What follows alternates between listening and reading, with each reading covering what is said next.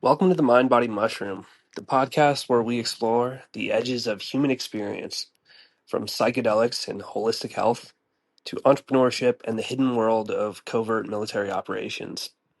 We dive deep into the connection between mind, body, and the world around us, touching on the big questions shaping culture, society, and technology.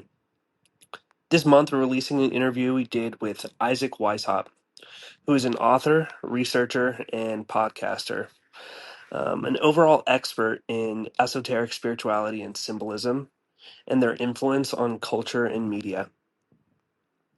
We sat down and talked about this concept called accelerationism, and specifically a movement called the Dark Enlightenment, which touches some of the most influential figures in the government and big tech and has immense impact over the future.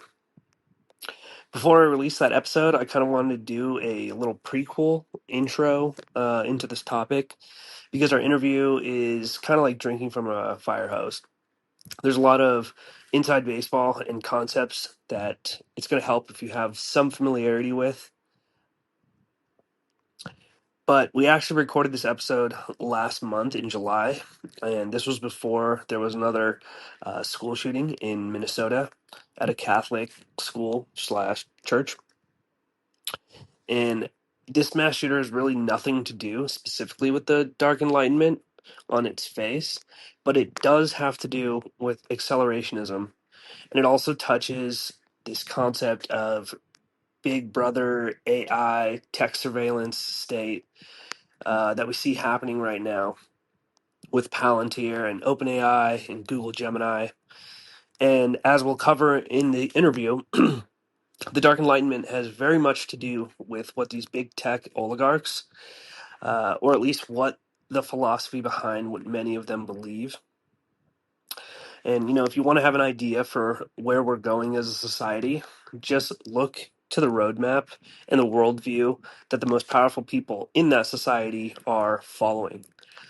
So this is why this stuff is important. It's not just to sensationalize tragedy or to try connecting dots that maybe shouldn't be connected. The reason that we're taking this turn from our normal content into these topics are because it's extremely relevant, and if society is not fully aware of the philosophy that many of these leaders are following, then we're all just sort of blindly marching to our graves and not really seeing the full picture. We're just sort of like, ooh, piece of candy. Ooh, piece of candy. Following the breadcrumbs that they lay out for us. And we have a very myopic view of all of these events in isolation without really seeing the bigger picture. So maybe a good place to start is to explain accelerationism briefly and talk about where the overlap of the Minnesota school shooter online, nihilistic violent extremists, and the reactionary view usurping our own civil rights in reaction to tragedies like this. So accelerationism is a political and philosophical idea that suggests instead of resisting capitalism,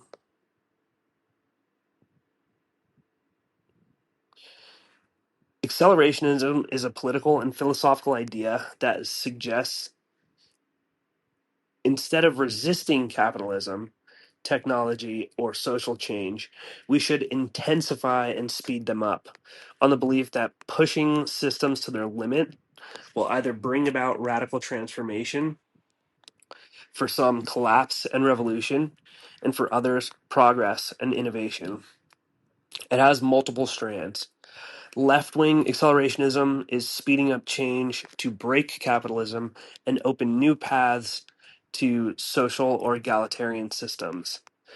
Whereas right-wing accelerationism embraces technological and capitalistic intensification as a path toward hierarchy, dominance, or post-human futures. At its core, it's about the belief that escalation, not resistance, is the way forward.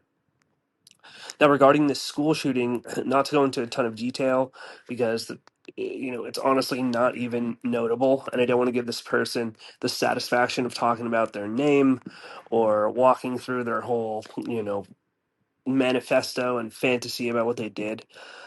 Doesn't deserve getting the coverage that it will inevitably get. But what is relevant to this discussion is the fact that this person basically created an entire digital manifesto and uploaded a bunch of videos to YouTube prior to this event. And within those materials, there was a lot of clues that sort of indicated what this person's ideology and motivation was for this event. This person clearly culturally fit into the demographic of disaffected, nihilistic, chronically online, depressed, and probably over medicated with nootropic pharmaceuticals. Written on the weapons in white Sharpie were references to other school shooters, quotes from Heath Ledger's Joker, Cyrillic writing with sort of edgelord sayings, and anti Christian, racist, and anti Semitic slogans. What was apparent was there wasn't really any unifying or coherent ideology behind what they were saying, and it wasn't even really like a fleshed out grievance against any one particular group of people. It was sort of just an anti human, nihilistic, extremist ideology where violence was the motivation for its own sake and purely to reach some sort of self aggrandizement in the zeitgeist of the school shooters, harking all the way back to Columbine. Now, this nihilistic, violent, extremist ideology fits in the definition of acceleration, specifically in reference uh, uh, to fascist, violent extremists or satanic, violent extremist ideology. All of these ideologies are attempting to accelerate the downfall and degradation of society. In my interview with Isaac, we talk about the Dark Enlightenment, which more so falls in the spectrum. It is right wing accelerationism, but it is not trying to achieve it through violence. It's more through this hyper capitalistic and technological acceleration of society.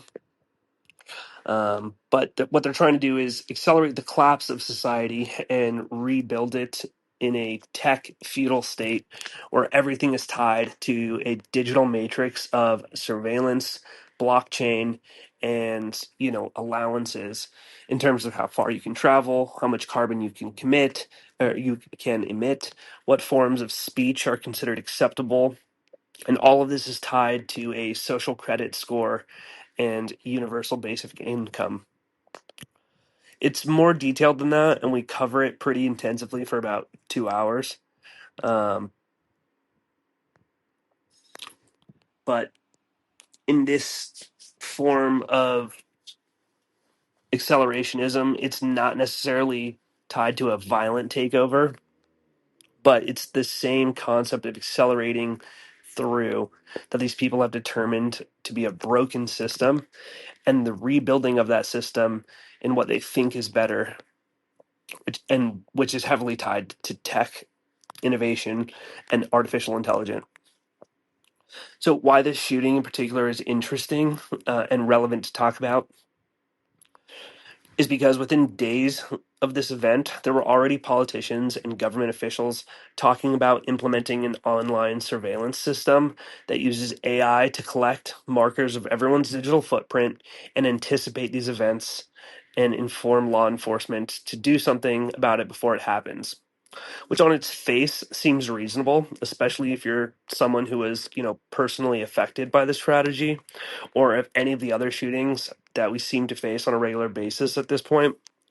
But that's part of the trap, as if they want to implement these systems and they just if they just wanted to implement these systems and they just brought it up without there being some sort of catalyst, people would be very suspicious and they would probably resist Uh, but what they do instead is they introduce these solutions in reaction to these horrible instances because people are more receptive and willing to take drastic measures to stop stuff like this from happening. It's the same thing they did during COVID.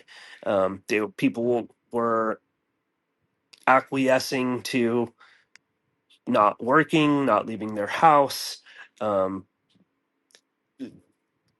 implementing things like vaccine passports that can show that you have gotten a medical treatment. So it's essentially like a biometric data that people are willingly entering, so that they can go back to living a normal life. And it's also partly out of fear, fear of like, oh hey, we got to do this because this is what we need to do to be safe in society. um, but it illustrates how the left-wing acceleration and the right-wing acceleration are interrelated, and how the people who are advocating for this tech surveillance state will utilize right-wing extremism, or they will capitalize on it to usher in their plan. But ultimately, it's going to be a really good interview. I highly recommend giving it a listen and sharing it with your friends. This is an important topic, and it's not as widely understood by the general public as I think it should be, because this will affect everybody. And it's going to be really hard putting the toothpaste back in the tube. So, our best chance at doing something about it is by informing ourselves and shining a light on the swamp creatures that hide in the shadows and sit on boards and give influence to which companies get funded, which politicians get funded, and which legislation gets lobbied for. And they essentially, from behind the scenes, pave brick by brick the path towards the future that they want to see, which will probably be great for them. But for everyone else, it might be like prison. So, anyway, it'll come out later this month, and just stay tuned and stay safe out there. Keep your head on a swivel, take care of your neighbor, and get informed. All right, you guys, I will talk to you soon. Peace.